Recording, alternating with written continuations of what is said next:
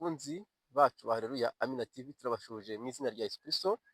Imana ikomeze kubaha umugisha n'amahoro y'Imana akomeze kuba mu mitima yanyu. Amazina yanjye nk'uko bisanzwe ni Hitimana Dismas mwene so muri Kristo Yesu. Uyu munsi tugiye kurebera hamwe uko itorero rikwiriye kumera mu gihe cya none. Imana ibahe umugisha.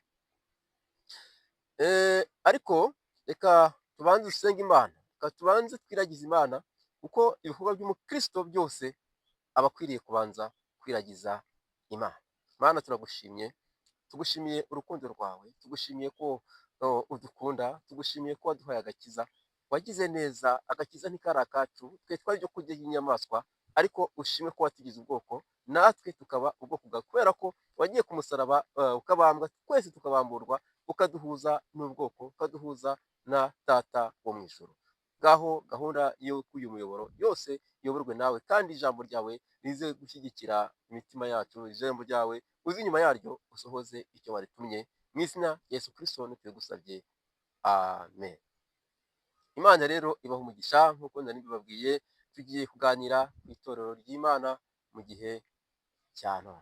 Itorero ry'Imana mu gihe cya none, itorero ry'Imana umugeni wa Kristo, ndavuga ubwoko bwiteguye kuzajya mu ijuru, ubwoko buri mu rugendo, ubwoko bukomeje kugenda bwitunganya uko bukeye n'uko bwije, ukomeza kugenda wezwa ku gato no ku kanini. Ukwiriye guhora witeguye, ugomba guhora uri maso, ugahora uca bugufi, ugahora n'ukuri wihana ibyaha, ugahora usaba imbabazi ku byaha n'ibicumuro wakoze, ugahora usaba imbabazi mugenzi wawe wahemukiye, kuko Yesu Kristo ari hafi kugaruka. Ijambo ry'Imana rikatubwira ngo agakiza karatwegereye kuruta igihe twizereye. Ijambo ry'Imana rikatubwira kandi ngo ubutumwa bwiza nimumara gukwira ku isi hose, muzamenye ko ndi hafi kugaruka. Uwo ni Yesu wabivugaga. Imana rero ibaha umugisha. Tugiye kurebera hamwe ijambo rivuga ngo uko itorero rikwiriye kuba rikora mu iki gihe.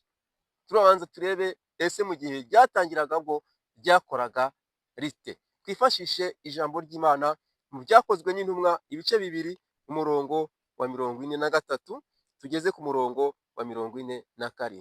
Ibyakozwe n'Intumwa ibice byaho 2 umurongo wa 43 tugeze ku murongo wa 47, haranditse ngo uko abakristo ba mbere basangiraga ibyabo, abantu bose bagira ubwoba, nuko intumwa zikora ibitangaza n'ibimenyetso byinshi. Abizeye babaga hamwe bagasangira ibyabo byose, ubutunzi bwabo n'ibintu byabo barabiguraga bakabigabanya bose, nk'uko umuntu wese akennye.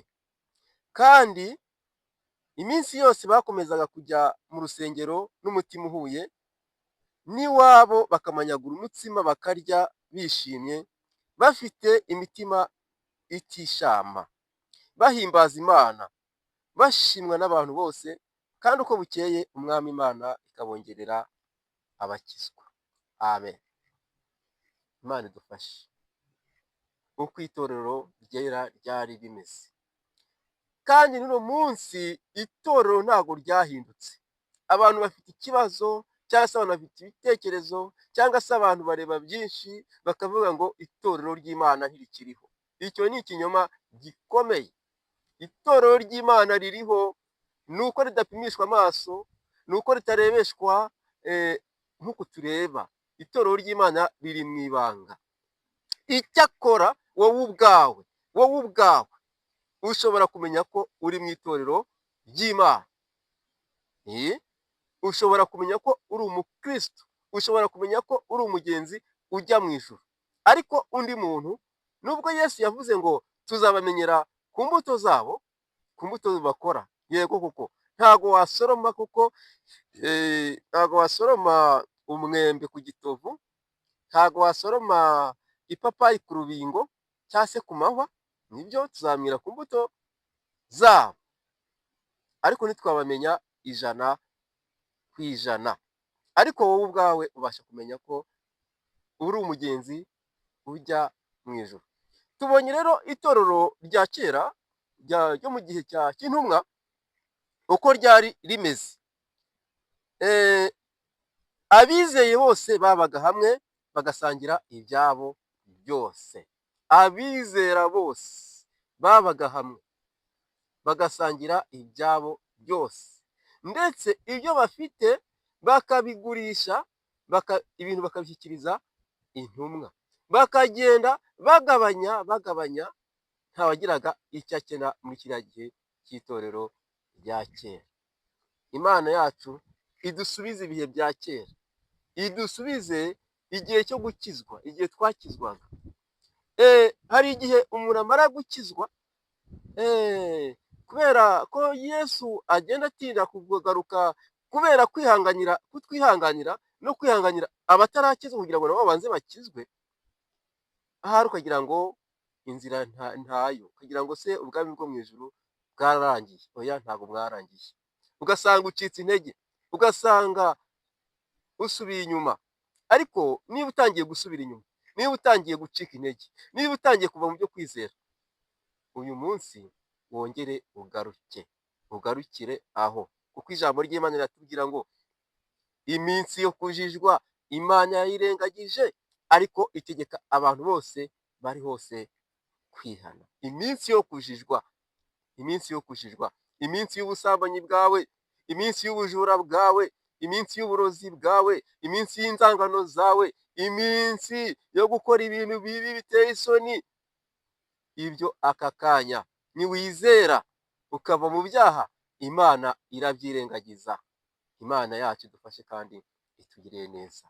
Itorero nk'umugeni wa Kristo, itorero nk'ubwoko bwera, itorero nk'urugo rw'Imana, itorero nk'inzu y'Imana, itorero nk'umurimo w'Imana, itorero nk'urusengero. Itorero ntabwo ari idini. Reka. Itorero ntabwo ari idini.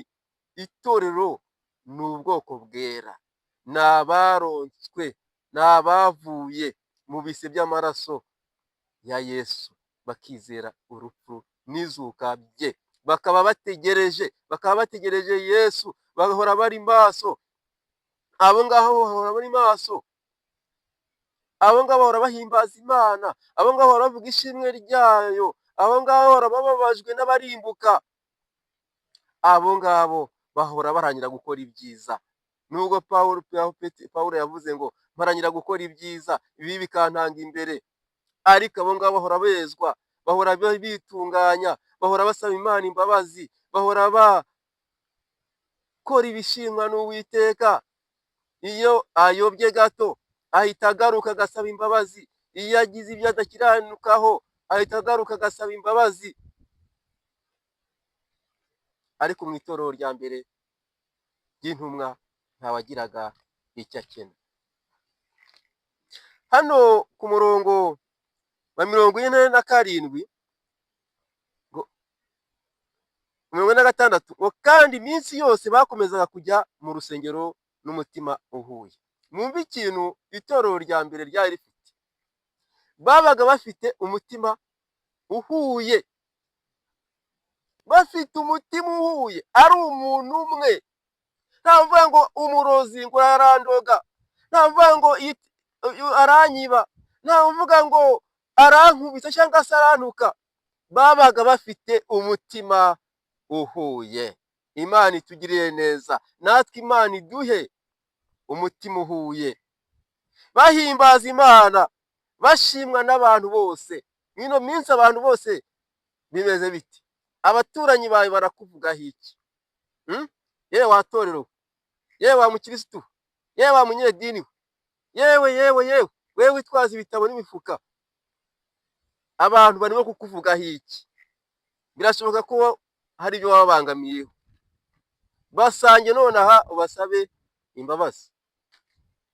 Imana idufashe, kubera umutima uhuye, kubera imbuto nziza, kubera kwizerana, abantu bose